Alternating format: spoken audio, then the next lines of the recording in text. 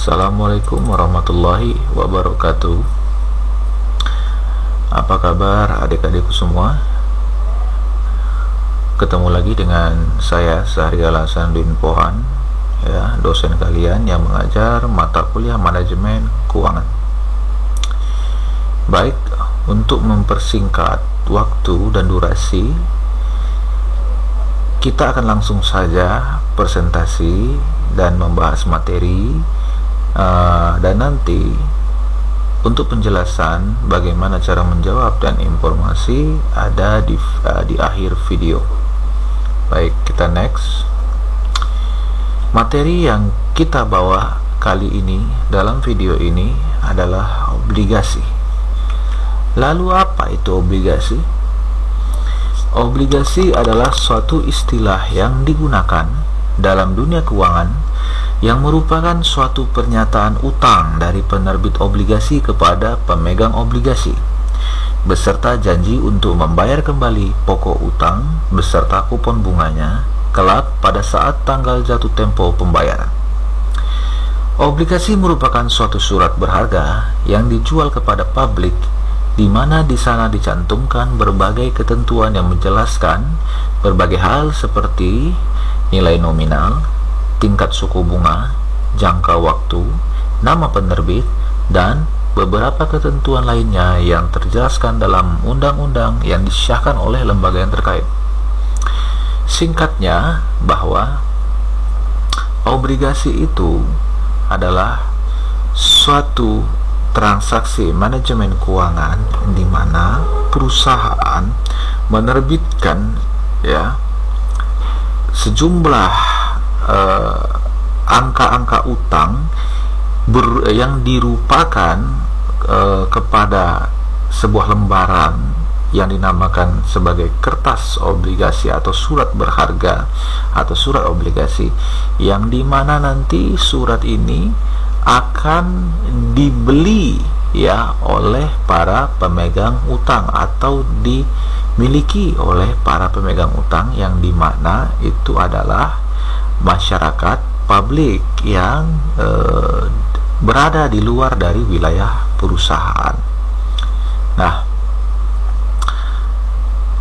intinya bahwa perusahaan ini sekiranya adalah orang yang berhutang kepada masyarakat publik tadi, ya, dan masyarakat publik tadi menyuntikkan sejumlah dana kepada perusahaan sesuai dengan nominal yang tercantum di dalam surat berharga obligasi tadi, atau sebesar surat berharga yang telah dimiliki oleh si masyarakat publik tadi, ya. Jadi begitu singkatnya tentang obligasi. Kita next. Karakteristik obligasi. Poin pertama, obligasi adalah surat tanda bukti bahwa investor pemegang obligasi telah memberikan pinjaman hutang bagi emiten penerbit obligasi.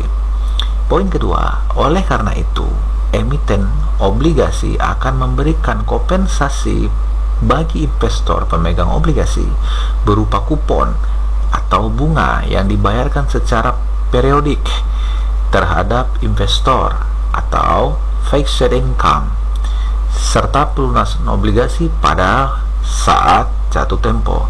Di poin kedua ini maksudnya apa? Jadi, selain kita memiliki sejumlah surat berharga, biasanya sih kalau di perusahaan itu pecahan surat berharga itu per 50 juta, biasa seperti itu, ya. Misalnya kalau Anda membeli 3 surat obligasi, maka 50 dikali 3 berarti 150 juta, ya. Segitulah, atau itulah angka dan nominal obligasi yang Anda miliki. Misalnya 3 surat masing-masing 50 juta, maka dari sejumlah masing-masing obligasi tadi Anda mendapatkan kupon bunga, ya. Jadi Anda mendapatkan lagi nih semacam insentif dari modal kita tadi yang kita suntikan kepada perusahaan tadi, itu dikelola oleh perusahaan dan kita mendapatkan seperti dividen yang didapatkan oleh para pemegang saham, ya. kalau pernah kita bahas sebelumnya, itu seperti dividen ya. Itu nanti besarannya ditentukan oleh ketentuan yang ada di surat obligasi itu ya. Dan lalu surat obligasi itu tidak memiliki sifatnya permanen ya, tidak memiliki sifat yang permanen, itu memiliki jatuh tempo. Misalnya 5 tahun, setelah 5 tahun ya uang tadi itu harus dipulangkan kepada para pemegang obligasi atau para pemegang surat utang tadi beserta bunganya sekalian. Oke, kita next. Obligasi dan saham keduanya adalah instrumen keuangan yang disebut security, namun bedanya adalah bahwa pemilik saham adalah bagian dari pemilik perusahaan penerbit saham, sedangkan pemegang obligasi adalah semata merupakan pemberi pinjaman atau kreditur kepada penerbit obligasi. Obligasi juga biasanya memiliki suatu jangka waktu yang ditetapkan, di mana setelah jangka waktu tersebut tiba maka obligasi dapat diuangkan, sedangkan saham dapat dimiliki selamanya terkecuali pada obligasi yang diterbitkan oleh pemerintah Inggris yang disebut gilts yang tidak memiliki jangka waktu jatuh tempo. Jenis-jenis obligasi ya. Di sini kita bisa lihat jenis-jenis obligasi berdasarkan definisinya. Yang pertama adalah debentures ya, debentures ya. Kedua adalah subordinate debentures. Yang ketiga adalah mortgage saya salah melapaskan, mortgage bonds ya, mortgage bonds ya. 4 zero and very low coupon bonds ya. 5 junk bonds. 6 euro bonds ya. Jadi ini adalah istilah-istilah tertentu dalam bahasa bisnis yang bahasanya penggunaannya adalah English entrepreneur business ya. Jadi bukan bahasa bisnis sehari-hari ya. Ini harus lebih dipaham lagi bahasa Inggrisnya kalau Anda ingin memahami kata-kata tentang obligasi ini ya. Itu harus ke bahasa Inggris yang berkaitan dengan bisnis, penggunaan bahasa Inggris dalam dunia bisnis ya.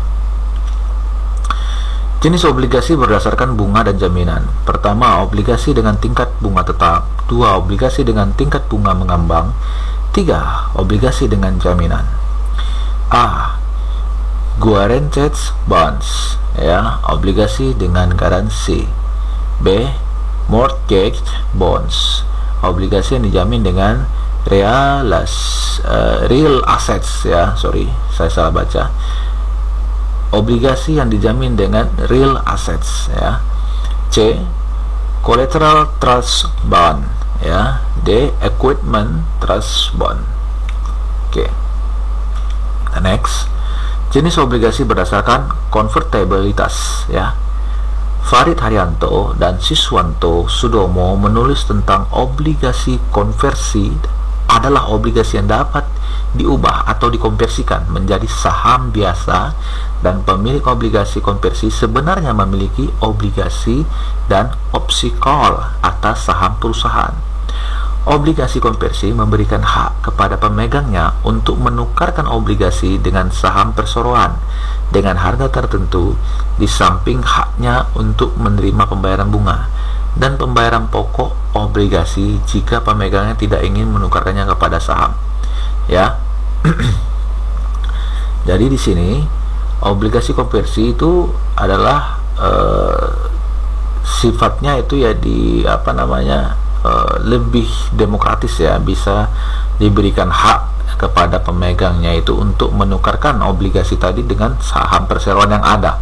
Jadi secara tak langsung berarti pemegang obligasi atau para pemegang hutang tadi bisa berkemungkinan untuk memiliki saham permanen di sebuah perusahaan tersebut, yaitu menurut Farid Haryanto dan Siswanto Sudomo ya, yang tulisannya tentang obligasi konversi ya. Jadi bisa dapat dikonversikan, diubah dia. Oke. Next, jenis obligasi berdasarkan penerbitnya. Dari klasifikasi, pihak yang menerbitkan obligasi dikenal dengan jenis 1. Company bonds ya, atau pihak yang menerbitkannya adalah perusahaan. Nomor 2 adalah government bonds, pemerintah pusat. Dan ketiga adalah municipal bonds, ya, municipal bonds, ya, atau pemerintah daerah atau wilayah otonomi khusus, ya. Obligasi perusahaan adalah obligasi yang diterbitkan oleh perusahaan, misalnya bank investasi Eropa atau yang disebut sebagai European Investment Bank atau Bank Pembangunan Asia atau disebut dengan Asian Development Bank. Obligasi pemerintah adalah pemerintahan suatu negara yang menerbitkan obligasi dalam mata uang negaranya maupun obligasi pemerintah dalam denominasi valuta asing yang biasa disebut dengan obligasi internasional, sovereign bond, ya, sovereign bond, ya. Ini banyak bahasa asing, jadi pandai-pandai dalam membaca, ya. Saya pun sepertinya lidah saya terputar-putar ini, berbelit-belit menyebutnya. Sekali lagi, sovereign bond, ya. Jadi ternyata ada obligasi yang itu sifatnya adalah internasional, ya. Jadi di mana kita bisa mendapatkan informasi tentang obligasi yang bersifat internasional tadi? Apalagi tadi ada dua jenis, ya. Ada bank investasi Eropa atau disebut dengan European Investment Bank atau Bank Pembangunan Asia atau Asian Development Bank, ya. Jadi ada dua jenis dari obligasi internasional tadi, dan setahu saya, menurut pribadi saya, ya, biasanya kita dapat melihat ini di IHSG, biasanya indeks harga saham gabungan, biasanya, ya. Informasi-informasi itu bisa juga dilihat di situ atau di IDX, ya. Nanti kalian bisa searching, ya, atau bisa browsing apa itu IHSG atau IDX dan bagaimana orang-orang itu bisa mendapatkan informasi tentang penerbitan obligasi surat-surat berharga dari luar negeri bisa kita miliki, gitu, ya. Sebenarnya ini adalah suatu peluang juga, ya, tapi maaf cakap itu ya memang harus dengan modal yang lumayan, ya, karena kalau di Indonesia saja satu satu surat obligasi aja pecahannya adalah 50 juta, bagaimana kalau yang itu standarnya adalah uang euro atau dolar, apalagi pound sterling, ya, jauh lebih besar lagi. Tapi kalau Anda ingin mencoba, silahkan. Oke, next, karakteristik obligasi.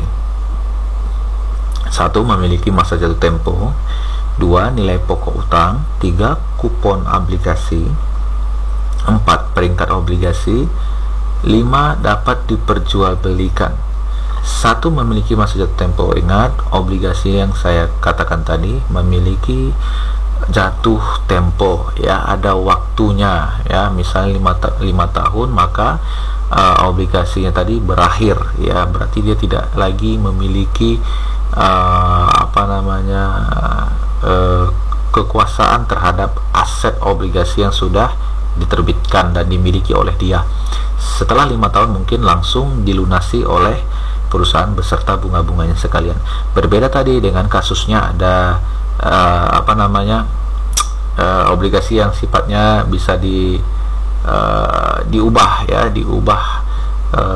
dari berbentuk obligasi kepada berbentuk saham permanen, ya, itu bisa ditransisi, gitu, ya. Nilai pokok utang, ya, jadi nilai pokok utangnya adalah, ya, jumlah pokok utang perusahaan kepada kita, ya. Kalau kita mengambil jumlah obligasinya 150 juta dengan tiga selembaran kertas obligasi, berarti 150 juta, ya udah segitulah nilai pokok utang kita nilai pokok utang perusahaan kepada kita. Ketika kupon obligasi, ya, kupon obligasi ini, ya, itu yang memberikan value kepada satu surat obligasi tadi, ya, yaitu berupa bunga, ya, bunga yang diberikan kepada pemegang utang atau pemegang surat obligasi, ya, bunga yang mirip seperti dividen yang didapatkan oleh para pemegang saham tadi. 4. Peringkat obligasi. Jadi obligasi itu ternyata ada peringkatnya, ya. Jadi mungkin ada orang yang memiliki obligasi yang jumlah surat obligasinya itu terbanyak atau tertinggi, ya misalnya 200 juta, ada satu orang yang membeli sebesar 150 juta, sisanya cuma tinggal 50 juta lagi, maka 150 juta itu menjadi prioritas ya di peringkat obligasi tadi. Yang kelima, dapat diperjualbelikan. Ya udah, jadi sama seperti apa ya, bisa dibilang sama seperti uang ya. Surat obligasi ini ya dapat berpindah tangan ya, dapat diperjualbelikan ya. Kalau misalnya dia merasa oh ternyata kuponnya atau bunganya atau dividennya yang mereka dapat ya nggak seberapa, sedangkan saya butuh uangnya, ya sudah tinggal dijual ke orang yang mau begitu ya. Jadi bisa dipindah tangankan seperti uang gitu ya. Oke, kita next. Sudah kita bahas saja untuk mempercepat waktu.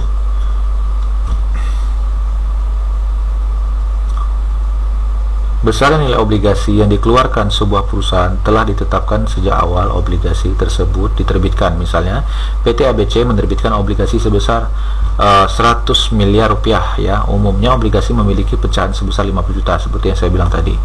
Berarti bahwa sejumlah obligasi yang diterbitkan tersebut adalah sebanyak 2000 obligasi. Pecahan obligasi dikenal dengan istilah denominasi ya, dikenal dengan denominasi ya.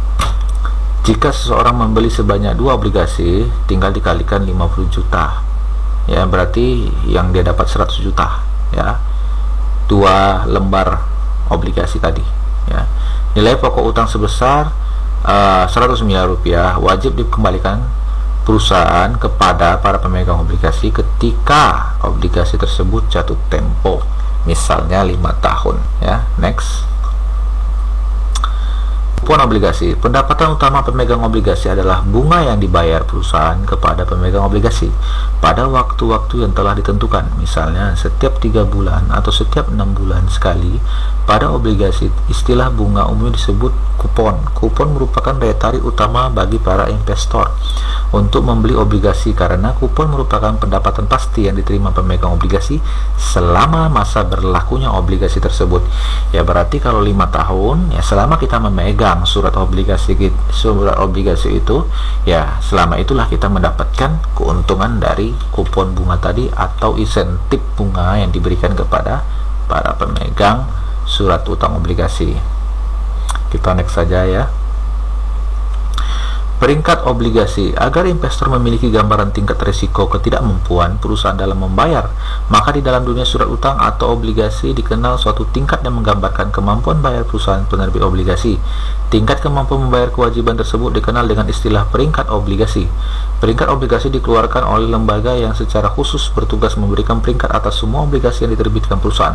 Semua obligasi yang diterbitkan wajib diberi peringkat sedemikian agar investor dapat mengukur atau memperkirakan seberapa besar resiko yang akan dihadapi dengan membeli obligasi tertentu ya. Sebagai surat berharga, obligasi dapat diperjualbelikan seperti halnya saham. Jika suatu saat nilai obligasi meningkat, maka pemegang obligasi dapat menjual obligasi tersebut melalui dealer atau pialang obligasi. Pialang obligasi akan menerima fee atas transaksi obligasi tersebut. Oh, ternyata ada pialang ya. Ternyata di sini ada pialang. Jadi tidak bisa begitu saja berpindah tangan, harus ada perantara ya, tadi itu yang dikenal sebagai dealer ya, atau pialang obligasi untuk berpindah tangannya surat obligasi tadi, penjualan surat obligasi tadi ya. Dan si pialang tadi atau dealer tadi itu mendapatkan fee atau insentif ya. Keuntungan dan kerugian membeli obligasi. Pertama, keuntungan dulu ya. Memberikan pendapatan tetap berupa kupon ya. Kedua, keuntungan atas penjualan obligasi ya, umum ya keuntungannya. Lanjut kerugian. Pertama, resiko perusahaan tidak mampu membayar kupon ya, itu yang ditakutkan ya. Risiko perusahaan tidak mampu membayar kupon obligasi maupun mengembalikan pokok obligasi. Nah ini yang berbahaya ya. Jadi membeli obligasi juga harus pandai-pandai, harus pintar, sering cek IHSG, sering cek IDX, bagaimana kesehatan suatu manajemen keuangan tersebut, bagaimana kira-kira performa atau track record dari perusahaan tersebut. Karena salah-salah kita memberi surat obligasi, justru uang kita ludes. Kalau cuma tidak mendapatkan kupon, nggak apa-apa ya, atau tidak mendapatkan fee dari bunganya, oke lah ya, tapi yang penting pinjaman pokoknya itu kembali. Kalau tidak kembali, nah itu yang kacau ya. Kerugian yang kedua, resiko tingkat suku bunga ya. Resiko tingkat suku bunga menurut saya sih lebih kepada yang dirugikan itu sih perusahaan sebenarnya ya, kepada pemegang utang surat obligasi ya. Apa ya kira-kira resiko tingkat suku bunganya ya, karena naik turun ya no problem kan, karena istilahnya dari segi uang ya dia tidak rugi karena uangnya dikelola oleh perusahaan ya, toh juga dikembalikan juga kepada mereka nanti ya. Sebenarnya mereka cuma ongkang-ongkang kaki aja, tapi mungkin kalau ini pengertian secara orang-orang di barat sana atau west, karena orang-orang western ini itu sangat perhitungan soal masalah finansial ya. Berbeda mungkin dengan orang Indonesia yang mungkin agak lebih slow. Kalau orang western ini biasanya lebih perhitungan ya, turun sedikit bunganya mereka langsung sudah ribut ya, karena orang-orang barat ini biasanya tidak mau kalau sampai ketentuan dan keuntungan yang sudah diketahui turun ya, itu masalahnya. Kalau orang Indonesia mungkin masih slow aja, selama masih ada ya nggak apa-apa ya. Yang nggak dapat bunga aja kadang-kadang masih enjoy ya orang Indonesia ini ya. Yang penting pinjaman pokoknya atau uang dia yang ada di perusahaan itu dikembalikan ya. Oke, baik, kita next lagi. Syarat sebuah perusahaan berhak menerbitkan obligasi. Pada saat sebuah perusahaan berkeinginan untuk menerbitkan obligasi, maka ada beberapa syarat yang harus dipenuhi, yaitu pertama, mengikuti prosedur yang ditetapkan oleh Bapepam LK, diantaranya melakukan pada Bapepam LK bahwa yang bersangkutan berkeinginan untuk menerbitkan obligasi dan Bapepam LK secara efektif menyatakan layak. Aduh ya, terlalu ribet kali bahasa dari buku ini ya. Saya ngetik nggak sadar bahwa bahasanya agak rempong ya. Sebenarnya simpelnya adalah ya harus cross check ke Bapepam ya. Memang Bapepam itu adalah instansi yang berhak untuk memberikan lisensi kepada perusahaan yang boleh atau tidak mengeluarkan obligasi ya. Jadi begitu simpelnya. Lalu yang kedua, perusahaan yang bersangkutan telah dinyatakan memiliki nama dan reputasi yang baik ya. Itu tadi dia ya. Jadi sebenarnya di dalam IHSG itu ada bagusnya juga Anda untuk sering-sering mengecek ya. Mana tahu nanti Anda punya modal, Anda bisa membeli surat obligasi. Cek tuh perusahaan-perusahaan yang kira-kira manajemen keuangannya bagus gitulah, yang menurut Anda prediksi ke depannya itu bagus. Nah, kalau yang begini biasanya cepat urusannya semua ya. Kalau di Indonesia sih menurut saya ya nomor 2 sebenarnya reputasi yang lebih cepat itu adalah duit ya. Kalau ada uang aman ya, Hepeng mengatur negara. Oke, next. Oh, ada lagi ya, tadi sampai 2, ini yang ketiga. Laporan keuangan perusahaan yang bersangkutan telah diaudit oleh akuntan yang terdaftar. Oke ya. Jadi harus diaudit lagi, entah itu dari audit swasta atau audit atau akuntan publik, atau bisa juga oleh BPK ya kalau mau ya, menyewa BPK, tapi ya pasti besar uangnya ya. Yang keempat, pada 2 dan 3 tahun terakhir perusahaan selalu mendapat keuntungan dan tidak mengalami, oh my god, salah tulis saya ya. Jadi di sini maksudnya adalah pada 2 dan 3 tahun terakhir perusahaan selalu mendapat keuntungan dan tidak mengalami kerugian ya. Ini karena saya ngantuk kali, jadinya salah tulis. Oke, next lagi. slide terakhir, pihak yang berhak menerbitkan obligasi yaitu perusahaan, pemerintah negara bagian. Kalau di Indonesia itu sering dijelaskan dengan Pemda, pemerintah asing dan perusahaan asing. Ya, jadi ini adalah pihak-pihak yang bisa menerbitkan obligasi, ya. Dan kebanyakan masyarakat Indonesia ini masih minus terhadap informasi yang begini, ya. Jadi coba-cobalah untuk cross check, ya. Nggak tahu kita ini ada peluang, jadi kita nggak pernah tahu bahwa ada peluang di celah-celah seperti ini. Bisa saja Anda beli 1 atau 2 surat obligasi, kan lumayan, ya. Anda tinggal goyang-goyang kaki saja di rumah, ya. Oke, sampai di situ saja presentasi kita. Di slide terakhir kalian bisa melihat di sini ada soal pertanyaan, ya. Di sini ada soal pertanyaan, ada 3, ya. Kalian lihat sendiri nanti, dan kalian bisa mengerjakan seperti biasa di kolom komentar, ya, di kolom komentar YouTube dengan melampirkan nama lengkap sesuai absen, NIM, dan nama kelas kalian, ya. Baru di bawahnya jawaban Anda, ya. Untuk UTS akan saya konfirmasi lagi, mungkin setelah video ini saya akan langsung bikin video UTS, dan bisa saja saya jadikan satu video untuk 2 mata kuliah, yaitu pengantar akuntansi bisnis dan manajemen keuangan, untuk menghemat waktu, ya. Jadi segitu saja. Kalau ada yang tidak diketahui silahkan bertanya, ya. Selamat mengerjakan. Just stay in home, ya. Tetap di rumahmu. Ingat, kita masih darurat corona. Jangan macam-macam, ya. Banyak di rumah pun nambah pahala, ya. Jadi Anda bisa sedikit mengurangi maksiat, ya. Yang suka itulah, ya, nggak usah dijelaskan lagi, ya. Intinya selamat mengerjakan. Saya pamit. Assalamualaikum warahmatullahi wabarakatuh.